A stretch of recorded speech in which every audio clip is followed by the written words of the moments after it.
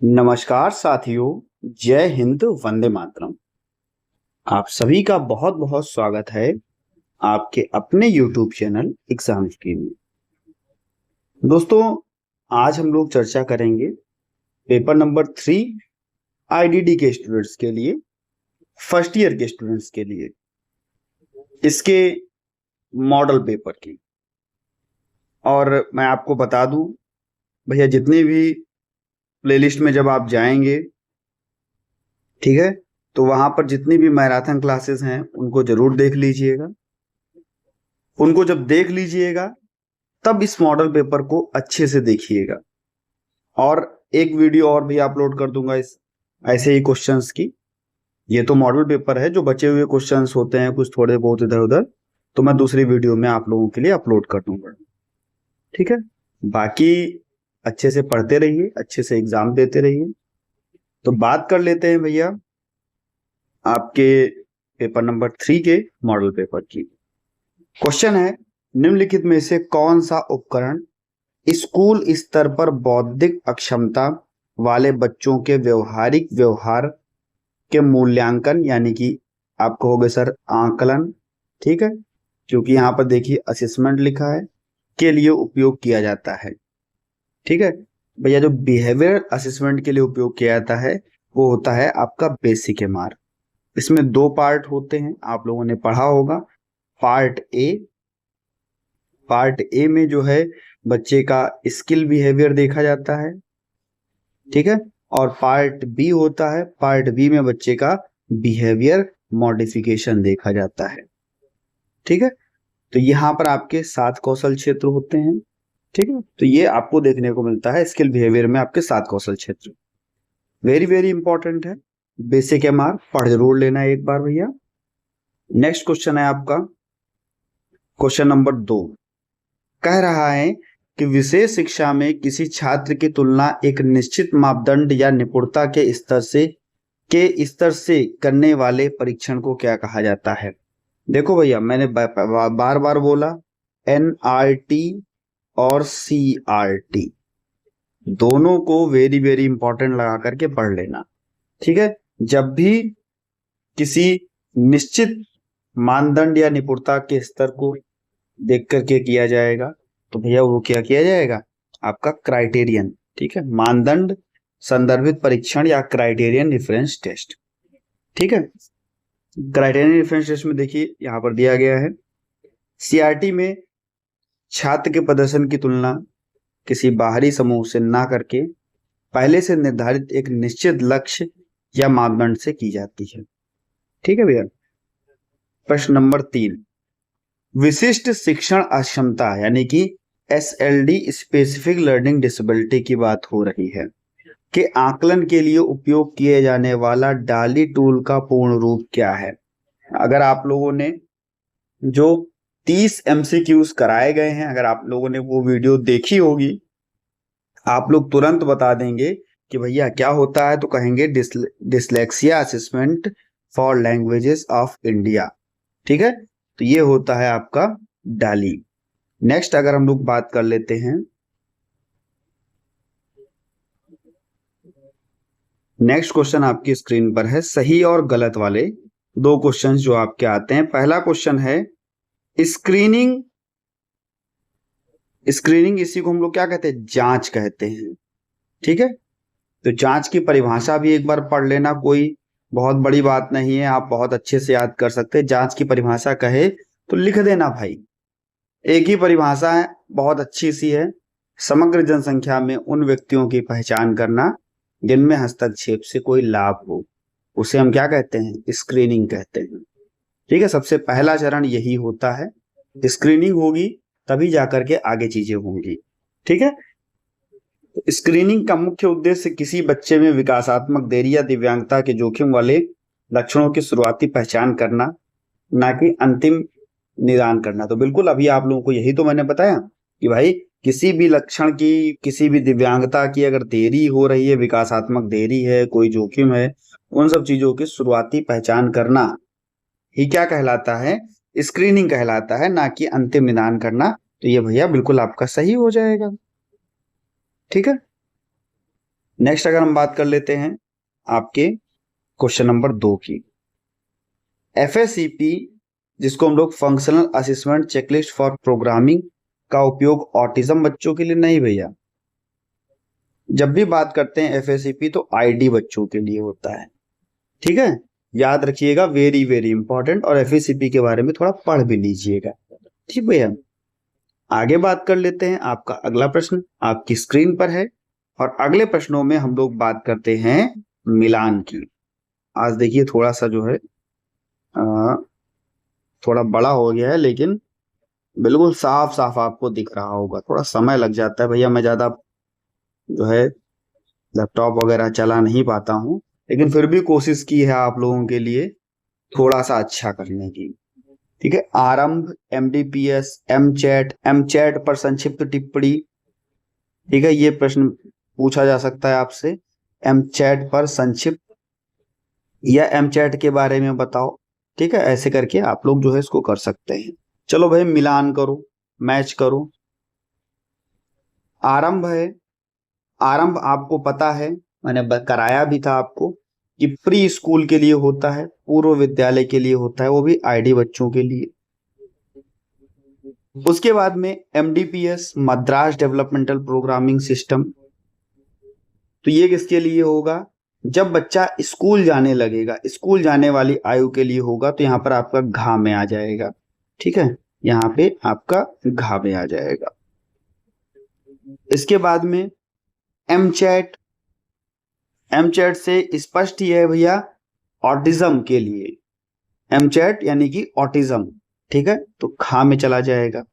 और glad, glad होता है ग्रेड लेवल असेसमेंट डिवाइस, तो ये आपका ग्रेड लेवल असेसमेंट डिवाइस किसके लिए होता है, SLD के आकलन के लिए होता है, स्पेसिफिक लर्निंग डिसेबिलिटी के आकलन के लिए होता है, तो ये आपका हो जाएगा 4 में, ठीक है। आगे अगर हम लोग बात कर लेते हैं, मैंने थोड़ा लिख रखा है, देख लो यहाँ पर आप, ठीक है। आरंभ क्या होगा, या बौद्धिक अक्षमता वाले बच्चों की शुरुआती हस्तक्षेप के लिए प्री स्कूल के लिए भारतीय मूल्यांकन आकलन होगा भैया ये, ठीक है, मूल्यांकन आकलन, ठीक है, आकलन, ठीक है। MDPS क्या होता है, मद्रास डेवलपमेंटल प्रोग्रामिंग सिस्टम, या स्कूल जाने वाले उम्र के बच्चों के लिए होता है। आप लोग अगर पढ़े होंगे तो यहाँ पर 18 कौशल क्षेत्र आपने पढ़े होंगे, ठीक है, प्रत्येक कौशल क्षेत्र में 20-20 आपने आइटम्स पढ़े होंगे, 360 कुल आइटम्स आपने पढ़े होंगे, ठीक है। एमचैट की अगर हम लोग बात कर लेते हैं तो कहते हैं modified checklist for autism in toddlers, यह छोटे बच्चों में ऑटिज्म के शुरुआती लक्षण या जोखिम की पहचान करने के लिए एक वैश्विक चेकलिस्ट। ग्लैड की अगर बात करें, ग्रेड लेवल असेसमेंट डिवाइस का उपयोग प्राथमिक स्कूलों में पढ़ रहे उन बच्चों के लिए किया जाता है जिन्हें सीखने, लिखने या गणित की कठिनाई होती है, ठीक है भैया, या उनका स्तर कक्षा स्तर। आगे बात कर लेते हैं, पहला क्वेश्चन आप सभी के लिए, CRT क्या है, CRT को परिभाषित करें, या अगर आपसे कह दे, यहीं पर हम दोनों को क्लियर कर देते हैं, ठीक है, क्योंकि CRT तो अभी आप लोग पढ़ भी चुके हो, यहां पर हम लोग NRT को भी क्लियर कर लेते हैं भैया, ठीक है, नॉर्म रेफरेंस टेस्ट को भी क्लियर कर लेते हैं। देखो भाई, छात्र के प्रदर्शन की तुलना, छात्र के प्रदर्शन की तुलना उसी के समान, छात्र के प्रदर्शन की तुलना उसी के समान आयु या कक्षा वाले छात्र के प्रदर्शन की तुलना उसी के समान आयु या कक्षा वाले अन्य छात्रों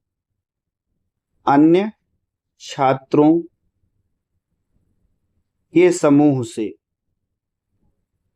ठीक है, के समूह से की जाती है, ठीक है। छात्र के प्रदर्शन की तुलना अगर उसी के आयु समूह से, उसी के कक्षा वाले समूह से की जाती है, बच्चे के लिए रैंकिंग निकालना, ठीक है, अंक देना, श्रेणीवार निकालना, ये सब चीजें जो होती हैं आपकी NRT के अंतर्गत आती है, ठीक है भैया। IQ टेस्ट होता है, तो ये सब NRT के अंतर्गत आता है। लेकिन वहीं अगर हम बात करें CRT की, तो भैया CRT में क्या होगा, एक ऐसा आकलन ठीक है, एक ऐसा आकलन जिसमें छात्र के प्रदर्शन की तुलना किसी दूसरे छात्र से ना करके पहले से निर्धारित एक निश्चित लक्ष्य, कौशल या मापदंड से किया जाता है। ठीक है, तो इसको हम लोग क्या कहते हैं, CRT कहते हैं, क्राइटेरियन रिफरेंस टेस्ट कहते हैं। इंपॉर्टेंट हैं दोनों, तो दोनों एक बार भैया जरूर पढ़ लेना। स्क्रीनिंग और नैदानिक आकलन में क्या अंतर है? स्क्रीनिंग और नैदानिक आकलन में क्या अंतर है? स्क्रीनिंग क्या होती है? यह एक शुरुआती और त्वरित प्रक्रिया होती है जिसका उद्देश्य बच्चों में दिव्यांगता या विकासात्मक देरी के जोखिम वाले लक्षणों की पहचान के लिए होता है। बिल्कुल भैया, अभी आप लोगों को बताया कि भाई जोखिम की पहचान करनी है, ठीक है, दिव्यांगता की पहचान करनी है, तो भैया सबसे पहले आप स्क्रीनिंग करेंगे। ठीक है, उसके बाद में नैदानिक आकलन या स्क्रीनिंग के बाद एक विस्तृत प्रक्रिया जहां पर किसी विशेषज्ञ के द्वारा की जाती है ताकि विकार का सटीक तरीके से पता लगाया जा सके और गंभीरता का निदान किया जा सके। भाई जब हम जान गए कि बच्चे में ये दिक्कत हो सकती है तो हम क्या करेंगे, किसी विशेषज्ञ के पास जाएंगे और वहां पर ये जानेंगे आखिरकार दिक्कत है तो कितनी है। ठीक है, मान लो अगर हमने देखा कि बच्चे का बौद्धिक स्तर कमजोर है, थोड़ा लगा, तो हम लोग क्या गए भैया, IQ टेस्ट कराने गए विशेषज्ञ के पास। और जब IQ टेस्ट कराने हम गए विशेषज्ञ के पास तो उसने क्या कहा कि भैया बच्चे का IQ जो है वो 70 से कम है, और 70 से कम है तो आप कहोगे सर बौद्धिक अक्षम है ना। बात करते हैं अनौपचारिक यानी कि इनफॉर्मल असेसमेंट से आप क्या समझते हैं। ठीक है, अनौपचारिक यहां पर आकलन कर लेते हैं। ठीक है, अनौपचारिक आकलन एक ऐसा गैर मानकीकृत परीक्षण है जिसमें छात्र के दैनिक प्रदर्शन, कक्षा के व्यवहार, अवलोकन और शिक्षक निर्मित परीक्षणों के माध्यम से उसके सीखने के स्तर की जांच की जाती है। भाई कोई ऐसा वहां पर वो नहीं लगाया जाता, मानक नहीं निर्धारित किया जाता, अपने अनुसार बच्चे का कक्षा का व्यवहार आप देख लो, छात्र का प्रदर्शन देख लो, ऑब्जर्वेशन कर लो, ठीक है, बच्चे की आवश्यकता के अनुसार चीजों को देख लो। ठीक है, तो ये चीजें जो होती हैं ये आपके अनौपचारिक आकलन के अंतर्गत आती है। ठीक है, जिससे बच्चे की IP तैयार की जाती है। डिस्ग्राफिया, डिस्ग्राफिया आप सभी को पता है कि 2 लक्षण लिखिए। डिस्ग्राफिया के बारे में बहुत अच्छे से आप जानते हैं। हम कहेंगे विशिष्ट अधिगम अक्षमता में आता है ये डिस्ग्राफिया, डिसलेक्सिया, डिसकैलकुलिया।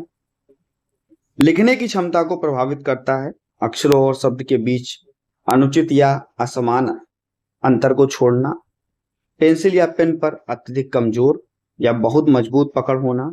ठीक है, वर्तनी को बार बार गलत लिखना, तो ये होता है डिस्ग्राफिया। ठीक है, नेक्स्ट भैया question number 5, multi dispensary team की क्या भूमिका होगी? विशेष शिक्षा में मल्टी डिस्पेंसरी टीम की क्या भूमिका होगी? भाई आपको पता है कि मल्टी डिस्पेंसरी टीम जिसमें हर कोई आता है, विशेष शिक्षक, स्पीच थेरेपिस्ट, OT वाले, मनोवैज्ञानिक, ये सब शामिल होते हैं। सब मिलकर बच्चों की विभिन्न आवश्यकताओं और अक्षमताओं को या अक्षमताओं का आकलन करते हैं। ठीक भैया, जिससे बच्चों को जाना जा सके और उनके लिए पुनर्वास की योजनाएं बनाई जा सके। ठीक है, पार्ट C की हम लोग बात कर लेते हैं। पार्ट C में हम लोग जो है 6 में से 4 क्वेश्चंस को करते हैं। हम लोगों ने पार्ट B में 5 क्वेश्चंस कर लिए। अब हम लोग पार्ट C की बात करते हैं। तो कहेंगे शिक्षक निर्मित परीक्षण, टीचर मेड टेस्ट। शिक्षक निर्मित परीक्षण एक ऐसा अनौपचारिक मूल्यांकन उपकरण है। अभी आप लोगों ने पढ़ा ऑब्जर्वेशन करना, शिक्षक निर्मित परीक्षण करना, ये सब अनौपचारिक के अंतर्गत आते हैं। ठीक है, अनौपचारिक आकलन के अंतर्गत आते हैं। भैया इसको थोड़ा जो है अपने आप से आप लोग सही करते हुए चलिएगा। जहां पर असेसमेंट दिखे वहां पर आकलन कहिएगा। ठीक है, आकलन और मूल्यांकन में जमीन आसमान का फर्क है। जिसे शिक्षक अपनी कक्षा के छात्रों को तात्कालिक आवश्यकता, क्षमता और पढ़ाए गए पाठ्यक्रम के आधार पर स्वयं तैयार करता है। ठीक है, इसका उद्देश्य क्या होता है? इसका उद्देश्य है शिक्षक ने कक्षा में जो पढ़ाया, छात्र ने उसे कितना सीखा। लचीलापन, फ्लेक्सिबल होता है ये, यह परीक्षण पूरी तरह से लचीला होता है। शिक्षक इसमें कक्षा के स्तर के अनुसार बदलाव कर सकता है। ठीक है। विशेष शिक्षा में क्या होगा, बच्चे की वर्तमान शैक्षिक स्थिति जानने के लिए आप इसका उपयोग कर सकते हैं। बच्चे की व्यक्तिगत शैक्षणिक योजना बनाने के लिए, आईईपी बनाने के लिए, लॉन्ग टर्म और शॉर्ट टर्म गोल का निर्धारण करने के लिए आप इसका उपयोग कर सकते हैं। ठीक है भैया। आगे है क्वेश्चन नंबर 2 आपकी स्क्रीन पर। किसी एक आकलन उपकरण पर संक्षिप्त टिप्पणी लिखें जो स्कूली स्तर पर किया जाता हो। स्कूली स्तर पर आप सभी को पता है भैया, बेसिक एमआर भी किया जाता है। ठीक है। स्कूली स्तर पर आपका एफएसीपी भी किया जाता है। तो जो आपको अच्छा लगे वो आप लिख सकते हैं, लेकिन आपको पता तो होना चाहिए इनके बारे में। तो आप बिल्कुल अच्छे से इसको तैयार करके जाना भैया। ठीक है। यहां से क्वेश्चन फंसना ही फंसना है। एमडीपीएस हुआ, एफएसीपी हुआ, बेसिक एमआर हुआ, ईसा हुआ, आईएसएए, ठीक है, आईएसएए, ग्लैड हुआ, तो इनसे क्वेश्चन फंसना ही फंसना है, समझो तो भैया। ठीक है। तो बात कर लेते हैं भैया अपने इस क्वेश्चन की। तो हमने यहाँ पर बात की है एमडीपीएस यानी कि मद्रास डेवलपमेंटल प्रोग्रामिंग सिस्टम की। अगर हम इसकी बात करते हैं तो जो ये है आपका मद्रास डेवलपमेंटल प्रोग्रामिंग सिस्टम, ये भैया प्रोफेसर जयचंद्रन जी ने बनाया था। इनके साथ में एक लोग और थे, प्रोफेसर, ठीक है, हम कह सकते हैं विमला। ठीक है, विमला, प्रोफेसर, अरे यार 2 बार क्यों माँ बन रही है विमला। ठीक है, प्रोफेसर पी विमला जी थे और भैया आपके जयचंद्रन जी थे।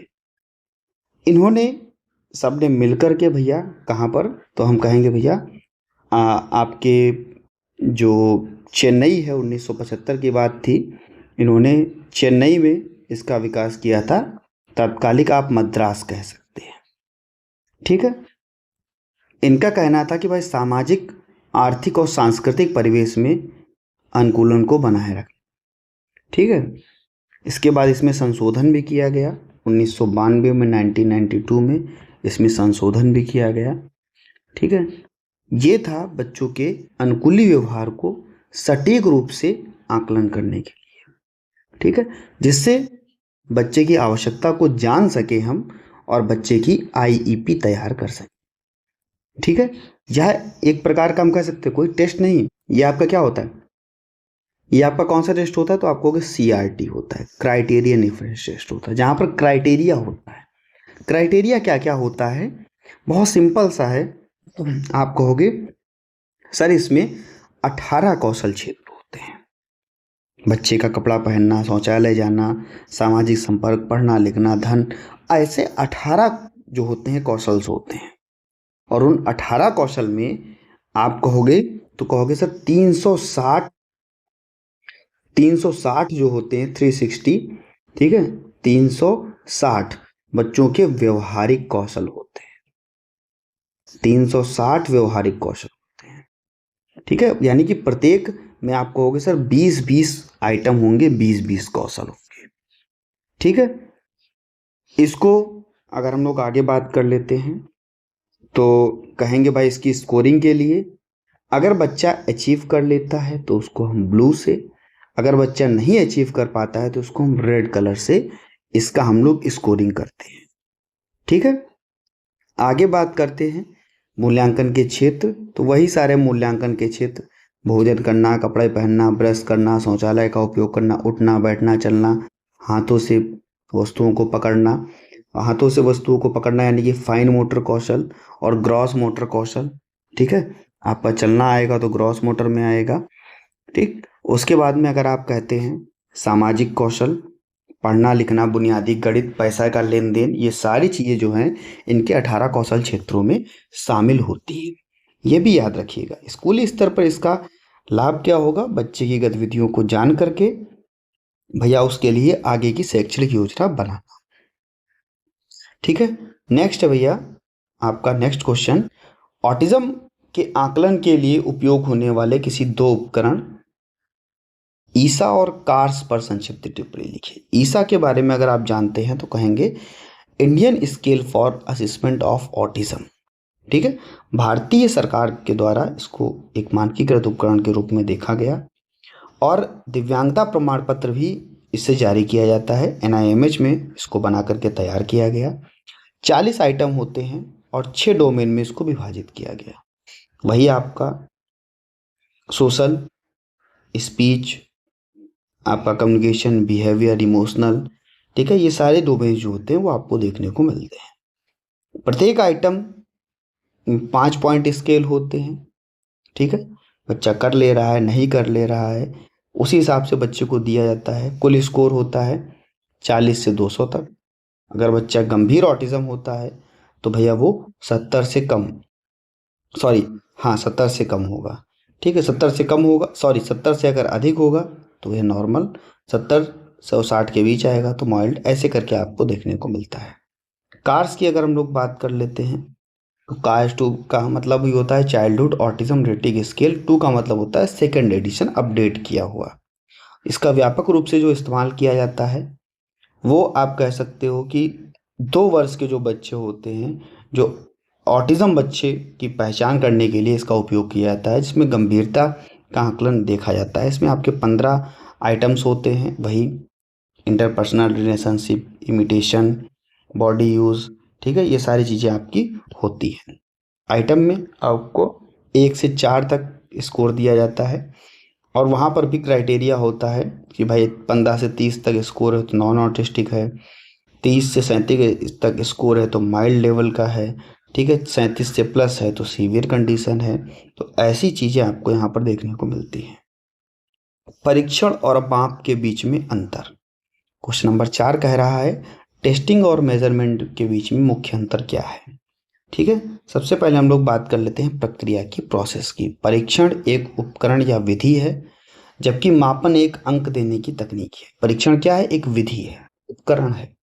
मापन क्या है? अंक देने की एक तकनीक है। साधन की अगर हम बात कर लेते हैं, परीक्षण में प्रश्न पत्र, चेकलिस्ट और टास्क शामिल होते हैं, जबकि मापन में स्केल या स्कोरिंग। भाई मापे कैसे जाएगा? किसी स्केल के द्वारा, किसी स्कोरिंग के द्वारा, 1 2 3 4 5 के द्वारा, ऐसे करते हुए। ठीक है, अगर परिणाम की बात कर ले तो परीक्षण से छात्र के प्रदर्शन का माप पता चलता है, जबकि मापन से उसे एक निश्चित संख्या मिलती है। ठीक है, दायरे की अगर बात कर लें तो परीक्षण का दायरा सीमित होता है, जबकि मापन का दायरा व्यापक होता है। ठीक है, तो टेस्टिंग क्या है? यह एक विशिष्ट उपकरण जिसका उपयोग किसी छात्र के ज्ञान, कौशल, व्यवहार को जानने के लिए किया जाता है। और मापन क्या है? यह परीक्षण से प्राप्त प्रदर्शन को एक निश्चित संख्या या स्कोर देने की प्रक्रिया है। कितना उत्तर देना है यहाँ पर ये देखा जाता है कि भाई अंक दो, जितना बच्चे ने उत्तर दिया वैसा बच्चे को अंक दो। ठीक है, सीखने की विभिन्न शिक्षण शैलियां कितनी महत्वपूर्ण हैं। भैया सभी लोग जितने भी भाई बहन वीडियो को देख रहे हो, यार देख तो रहे हो शुरुआत से, ठीक है, देखते देखते आपको 23 मिनट हो गए हैं, लेकिन अभी भी आपने वीडियो को लाइक नहीं किया है। मतलब हजारों की संख्या में आप लोग देखते हो वीडियो को और लाइक आप लोग करते हो 100-200। उसके बाद चलो कमेंट करके तो कम से कम बता देते हो कि हाँ सर पेपर आज का बहुत अच्छा हुआ है, लेकिन यार लाइक करके भी बता दिया करो। देखो लाइक करने से, ठीक है, कुछ लोग सोचते होंगे लाइक सर करवा रहे हैं, सर को पैसा मिलता होगा लाइक करने से। देखिए लाइक करने से कोई पैसा नहीं मिलता है। अच्छा लगता है कि आप लोगों ने लाइक किया वीडियो को, तो थोड़ा सा और अच्छा लगता है कि यार चलो ज्यादा लोगों ने देखा भी और लोगों तक शेयर भी किया। ठीक है, लाइक और शेयर करने से कोई पैसा हमें नहीं मिलता है। ठीक है, अगर आपको लग रहा हो कि हमें पैसा मिलता है तो कॉलेज में इतने ज्यादा पैसे देखने के बाद में भी आपको वहां से कुछ नहीं मिलता है। ठीक है, तो कम से कम इसी को सोच करके अगर आप चीजों को फ्री में पा रहे हो, ठीक है, फ्री में चीजें आपको मिल रही हैं, तो इसी को सोच करके एक गुरु दक्षिणा के रूप में ही लाइक कर दो। ठीक है, बाकी आपकी इच्छा है। ठीक है, अच्छा लगे तो कीजिए, ना अच्छा लगे तो ना कीजिए। चैनल को आप सभी ने सब्सक्राइब किया, इसके लिए बहुत बहुत धन्यवाद आप सभी का। ठीक है, और प्रश्न नंबर 5 की बात करते हैं। सीखने में विभिन्न शिक्षण शैलियां कितनी महत्वपूर्ण हैं। आपको पता है कि प्रत्येक बच्चा अलग अलग तरीके से सीखता है, प्रत्येक बच्चे की लर्निंग स्टाइल अलग अलग होती है। तो जब प्रत्येक बच्चा अपने अलग अलग तरीके से सीखता है व्यक्तिगत आवश्यकताओं की पूर्ति करने के लिए, ऑटिज्म बच्चा है, बौद्धिक अक्षम बच्चा है, जो उनकी जरूरतें हैं उनको समझो और भैया उन्हें आगे बढ़ाओ। जैसे वो चाहते हैं सीखना, देखकर, सुनकर, छूकर, जैसे भी वो सीखना चाहते हैं आप उनको सिखा सकते हैं, आप उनको बेहतर बना सकते हैं। ठीक है, इंद्रियों का उपयोग करके यानी कि मल्टी सेंसरी अप्रोच का उपयोग करके बच्चे को केवल आप दिखाकर, सुनाकर, अरे यार सब चीजों का उपयोग करके अगर सिखा दो तो बच्चा और अच्छे से सीखेगा। आईपी का निर्माण कर दो, आईपी बनाने में भी सहायता होती है। बच्चे की पसंद को अगर आपने जान लिया तो उसके लिए व्यक्तिगत शिक्षण कार्यक्रम आप तैयार कर सकते हैं, पाठ्यक्रम सामग्री का अनुकूलन कर सकते हैं, शिक्षक अमूर्त आवश्यकताओं को सरल और व्यावहारिक गतिविधियों में बदल सकते हैं, आत्मविश्वास और जुड़ाव में वृद्धि। जब बच्चे को उसकी पसंद के तरीके से पढ़ाया जाएगा तो बच्चा अधिक ध्यान केंद्रित करेगा और अच्छे से सीखेगा, सीखा हुआ ज्ञान भी उसका स्थायी रहेगा। इसके लिए शैलियां आप सभी को पता है, आप सभी पढ़ते हुए आ रहे हैं, वही अपना विजुअल, वही ऑडिटरी, वही कैनेस्थेटिक और वही टेक्टाइल।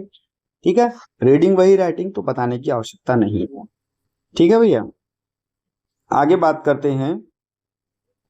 आकलन में विशेष शिक्षक की भूमिका की व्याख्या करनी है। देखो भाई, आकलन है तो आप कह सकते हो सबसे पहले आप क्या करोगे, प्रारंभिक पहचान और स्क्रीनिंग। जो भी संदेह होगा आप जान लो, बच्चे की पहचान कर लो। अगर बच्चे में डेवलपमेंटल डिले है तो आप भैया स्क्रीनिंग टूल का उपयोग करके बच्चे की विस्तृत नैदानिक जो आकलन है उसको आप करवा सकते हैं। ठीक है, आप ये देख सकते हैं आवश्यकता है या नहीं है। विशेष शिक्षक क्या देख सकता है कि भाई बहुविषयक टीम का सहयोग ले और बच्चे को जो चीजें जरूरत हो उन चीजों को बच्चे को दिलवाए। विशेष शिक्षक अकेले काम ना करके डॉक्टर, स्पीच थेरेपिस्ट, फिजियोथेरेपिस्ट, इन सबके साथ मिल करके काम करे और साझा करे चीजों को। जानकारी को साझा करना, बच्चे के व्यवहारिक और कक्षा के प्रदर्शन की केस हिस्ट्री टीम के साथ साझा करना, यही क्या होता है, सही निदान होता है।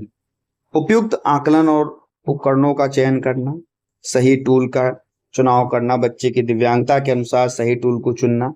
भाई जो दिव्यांगता है उसके अकॉर्डिंग अगर आप टूल को चुनते हो तो सबसे अच्छी बात है। अगर आप उसके अकॉर्डिंग टूल को नहीं चुनते हो तो कैसे आप बच्चे का आकलन कर पाओगे। ठीक है भैया, व्यवहारिक अनुकूलन, जब कोई बच्चा नहीं लिख सकता तो शिक्षक को चाहिए कि मौखिक या व्यवहारिक गतिविधियों के द्वारा उसका आकलन किया जाए। ठीक है, व्यक्तिगत शिक्षा योजना का निर्माण करना, शिक्षक को चाहिए कि एक ऐसा आधार तैयार किया जाए जिससे कि भैया बच्चे की वर्तमान स्थिति को जाना जा सके, उसके लक्ष्य का निर्धारण किया जा सके। भाई जब भी आप आईईपी बनाते हो तो वहां पर शॉर्ट टर्म और लॉन्ग टर्म गोल तय करते थे। ठीक है, औपचारिक और निरंतर मूल्यांकन आकलन। ठीक है, अगर आप बच्चे का अवलोकन करते रहेंगे, आप गतिविधियों को देखते रहेंगे, व्यवहारिक चीजें आप देखते रहेंगे तो भैया वहां पर आप बच्चे को बेहतर बना सकते हैं। एक विशेष शिक्षक पाठ्यक्रम आधारित आकलन, आप बच्चे की रोजमर्रा की प्रगति का रिकॉर्ड देख सकते हैं। ठीक है, तो ये सब चीजें आप करा सकते हैं। ठीक है, माता पिता की काउंसलिंग और मार्गदर्शन बहुत जरूरी है। जितना आप बच्चे को सिखाओ उससे कहीं ज्यादा आप माता पिता की भी काउंसलिंग करो। क्यों? क्योंकि माता पिता ही, भाई बच्चा आपके पास आया उसके बाद घर गया, चीजों को नहीं करेगा तो भूल जाएगा। तो माता पिता को भी सरल तरीके से चीजों को समझाओ, उनके लिए भी रणनीतियां बनाओ। ठीक है, उनको भी ट्रेनिंग दो। ऐसी चीजें एक विशेष शिक्षक कर सकता है। ठीक है, अपने विशेष आवश्यकता वाले बच्चों के लिए। सेक्शन डी में आपके 4 क्वेश्चन, 4 में से आपको 2 करने हैं। चारों को हम बात करते हैं। विकासात्मक दिव्यांगता, यहां पर थोड़ा गलत हो गया भैया, दिव्यांगता। ठीक है, दिव्यांगता वाले छात्रों का आकलन करते समय किन बातों पर विचार देना चाहिए। भाई अगर विकासात्मक दिव्यांग बच्चे हैं तो उनका अगर आप आकलन करते हो तो किन किन बातों पर आप ध्यान दोगे।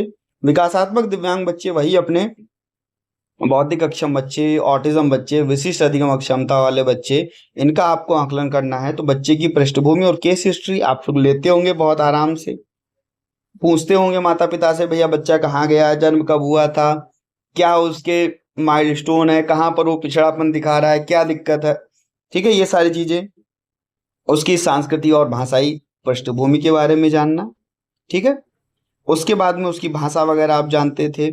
उसके बाद में आप क्या करते थे, मल्टी सेंसरी और फ्लेक्सिबल अप्रोच, लचीला दृष्टिकोण उपयोग करते थे, जिससे कि भैया बच्चे की क्षमता और आकलन केवल एक टेस्ट से नहीं, बल्कि जो भी ऑब्जर्वेशन हुआ, साक्षात्कार हुआ, उपकरण हुए, उनसे आप कर सकते थे। फ्लेक्सिबल, आप ये कह सकते थे कि भैया बच्चा बैठकर लिखने में असमर्थ है तो उसे मौखिक उत्तर देना, इशारों से बताना, फ्लैश कार्ड का उपयोग करना, इन सब चीज़ों से आप करवा सकते थे, ठीक है। अनुकूलित वातावरण और समय, भाई अगर आप अनुकूलित वातावरण लगाते हो, तनाव मुक्त वातावरण लगाते हो, तो सबसे अच्छी बात है, जहाँ पर भैया पर्याप्त रोशनी हो, मुक्त वातावरण हो, जो बच्चे के लिए सही हो, ऐसी आप चीज़ों का उपयोग करो। सही समय और छोटे छोटे सत्रों में चीज़ों का उपयोग करो, भाई जब बच्चे का अटेंशन लग रहा हो, ध्यान लग रहा हो, ठीक है, सही समय हो, उस समय पर आप बच्चे को पढ़ाओ, ठीक है। थोड़ा ब्रेक दे दे करके पढ़ाओ, वर्तमान स्तर को ध्यान में रखते हुए पढ़ाओ। बिना वर्तमान स्तर को ध्यान में रखे हुए आप कुछ नहीं कर सकते, ये मान के चलिए। अगर आपने वर्तमान स्तर ध्यान में नहीं रखा तो भैया आपने कुछ नहीं किया, ठीक है। कार्यात्मक कौशल, किताबी ज्ञान से ज्यादा इस बात पर विचार करना, बच्चा रोजमर्रा के जीवन के काम, जैसे कि कपड़े पहनना, किसी से बातचीत करना, खाना खाना, ठीक है, नहाना, ऐसे कामों में काफी बेहतर हो जाए। टूल का चयन करना, भाई जैसा बच्चा हो वैसे ही टूल का आप चयन करो, ठीक है। ऑटिज्म बच्चे के लिए आप ये टूल्स, बौद्धिक अक्षम के लिए आप ये टूल्स, शिक्षण अधिगम यानी कि एसएलडी के लिए आप भैया ये टूल्स, ऐसे टूल्स का आप उपयोग करो, ठीक है। निरंतर और औपचारिक आकलन आप कर सकते हो, continuous and comprehensive, sorry, continuous and informal assessment आप कर सकते हो, ठीक है। स्वाभाविक परिस्थितियों में अनुकूलन, बच्चा कक्षा में खेलते समय क्या कर रहा है, सहयोगियों के साथ क्या कर रहा है, थेरेपिस्ट के साथ कैसे शामिल हो रहा है, तो ये सब चीजें आप बच्चे को करा सकते हैं भैया। क्वेश्चन नंबर 2 है, पाठ्यक्रम आधारित आकलन के बारे में विस्तार से बताएं। पाठ्यक्रम आधारित आकलन यानी कि करिकुलम बेस्ड असेसमेंट एक ऐसी व्यवहारिक आकलन प्रक्रिया जिसमें छात्र के सीखने की प्रगति और शैक्षणिक स्तर का मापन सीधे उसी पाठ्यक्रम या पाठ्य सामग्री से किया जाता है जो उसे कक्षा में पढ़ाई जा सकती है, ठीक है। जो कक्षा में पढ़ाई जाएगी सीधे उसी शैक्षिक स्तर का मापन किया जाएगा, उसी पाठ्यक्रम का, उसी सामग्री का मापन किया जाएगा, सीखने की प्रगति का मापन किया जाएगा, ठीक है। इसकी विशेषता क्या होगी, तो कहेंगे प्रत्यक्ष मापन, ठीक है। इसमें क्या होगा, इसमें बच्चे की क्षमता को जांचने के लिए बाहरी परीक्षाओं की बजाय आप दैनिक चीजों को देखें, उसकी वर्कशीट, उसकी कक्षा की गतिविधियों में आप उसका सीधा उपयोग करें। निरंतर और रचनात्मक, यह साल के अंत में एक बार होने वाली परीक्षा नहीं बल्कि पूरे सत्र के दौरान होने वाली एक साप्ताहिक परीक्षा होती है, ठीक है। लेबलिंग आप करो, ठीक है। इसका उपयोग बच्चे की, आप कह सकते हो कि कोई भी लेबल देने के लिए आप नहीं कर सकते, बल्कि एक विशिष्ट शैक्षणिक आवश्यकताओं की पहचान करने के लिए कर सकते हैं, ठीक है। इसका चरण क्या क्या होगा, तो चरण होगा पाठ्यक्रम का व्यवहारिक लक्ष्यों में विभाजन, भाई जो भी पाठ्यक्रम है उसको आप छोटे छोटे लक्ष्यों में बांटें, क्रमिक रूप से बांटें, व्यवहारिक उद्देश्यों को तोड़ें और भैया उसका कार्य विश्लेषण करें, ठीक है, टास्क एनालिसिस करें। बच्चे की वर्तमान स्थिति की पहचान करना, शिक्षक क्या देखता है कि पाठ्यक्रम बच्चा जो सीख रहा है वो कहाँ पर सीख रहा है, कितना सहज है और कहाँ पर उसे कठिनाई हो रही है बच्चे को सिखाने में या बच्चे को सीखने में।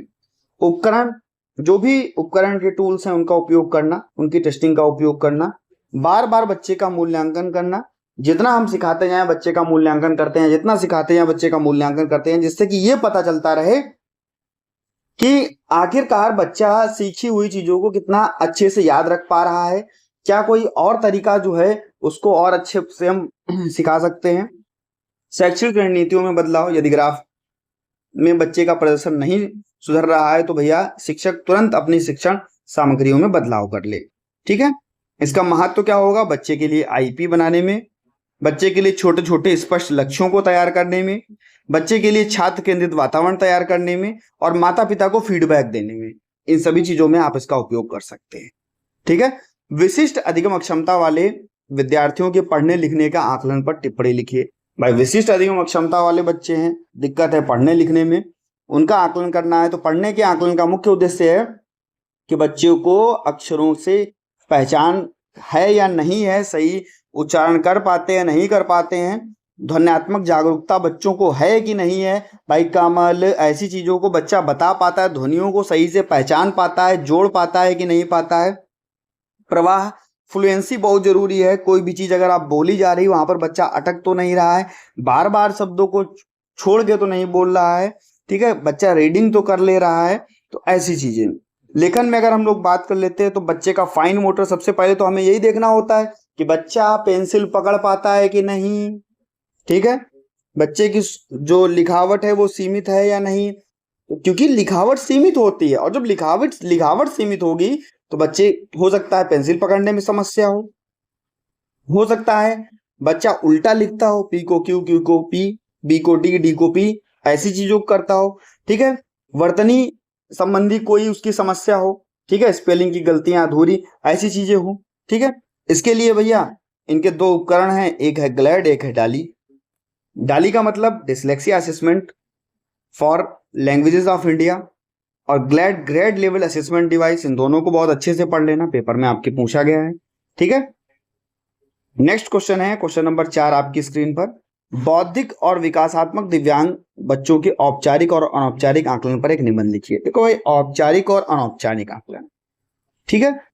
बौद्धिक दिव्यांग बच्चे हैं तो सबसे पहले अगर हम लोग बात कर लें कि भाई बौद्धिक दिव्यांग और विकासात्मक दिव्यांग बच्चे हैं, इनको पुनर्वास की सेवाएं दी जाएंगी, इनकी वास्तविक आवश्यकताओं के अनुसार इनको समझाया जाएगा, इनकी कमजोरियों को पहचाना जाएगा, इनकी वर्तमान क्षमता को पहचाना जाएगा, ठीक है। इसके लिए इनको भैया औपचारिक आकलन देना होगा। औपचारिक आकलन से तात्पर्य उस व्यवस्थित या मानकीकृत आपके आकलन से, प्रक्रिया से है, जिसका एक निश्चित नियम, समय, स्कोरिंग पैटर्न क्या होगा, यहां पर सब चीजें क्या होंगी, निश्चित होंगी, ठीक है, सब चीजें यहां पर निश्चित होंगी। विशेषता या पूर्व निर्धारित मापदंडों की तरह बंद कमरे या नैदानिक वातावरण में विशेषज्ञ द्वारा किया जाता है, आईक्यू टेस्ट वगैरह हुआ, ठीक है, टूल के द्वारा किया जाएगा, ठीक है, किसी मानकीकृत टूल के द्वारा किया जाएगा। जैसे ऑटिज्म के लिए आप कह सकते हो कि ईसा का उपयोग किया गया, ठीक है, कार्स का उपयोग किया गया। बौद्धिक अक्षम बच्चे हैं तो विनय कामाट का उपयोग किया गया। आपके अगर विशिष्ट अधिगम अक्षमता वाले हैं तो डाली का उपयोग किया गया, ठीक है। नेक्स्ट है भैया इसके लाभ क्या होंगे, तो भैया बच्चे को आप बता सकते हो कि बच्चा किस स्तर पर है। अनौपचारिक आकलन में क्या होगा, ये काफी लचीला होगा, गतिशील होगा, निरंतर चलने वाली प्रक्रिया होगी। यह यहाँ पर कोई भी आपका मानक निर्धारित नहीं होगा, बच्चे की आवश्यकता के अनुसार आप कर सकते हैं। स्वाभाविक वातावरण, ठीक है, कक्षा, घर, खेल का मैदान, इसमें आप चीजों को देख सकते हैं। इसकी विशेषता होगी दैनिक गतिविधियों का आकलन करना, बच्चा कर पा रहा है कि नहीं कर पा रहा है। अवलोकन, बच्चे के सामाजिक व्यवहार और बातचीत का स्वाभाविक रूप से रिकॉर्ड रखना। चेकलिस्ट, ठीक है, इसका उपयोग आप कर सकते हो। सीबीए का उपयोग कर सकते हो, ठीक है। आप कह सकते हो कि व्यवहारिक आकलन उपकरण, बेसिक एमआर हुआ, आपका एफएससीपी हुआ, ठीक है, तो आप इनके द्वारा जो है अपना अनौपचारिक आकलन कर सकते हैं। तो भैया कैसा लगा आपको जरूर बताइएगा वीडियो, और चैनल पर हमारे पहली बार हैं, सब्सक्राइब करने के बाद में बेल आइकन में ऑल का ऑप्शन जरूर प्रेस कर लीजिएगा। धन्यवाद।